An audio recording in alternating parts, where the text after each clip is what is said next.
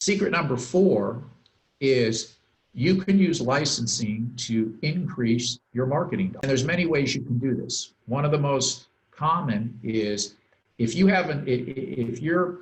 IP is a new patented consumer product and you're looking to get it into the market, you've created a trademark, but it's very expensive to build a brand.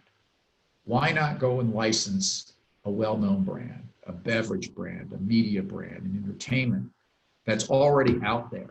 Because here's what happens. Rather than you spending your money, your time, and a lot of money and a lot of time trying to establish your brand, you can use the millions, tens of millions, hundreds of millions of dollars that they have spent building their brand to get immediate recognition at retail. Well, the same thing exists for what you could do today is if you have a product, if you're going into the consumer market, you're looking for a way to multiply your marketing dollars, you don't have to do it yourself. You can go find established brands.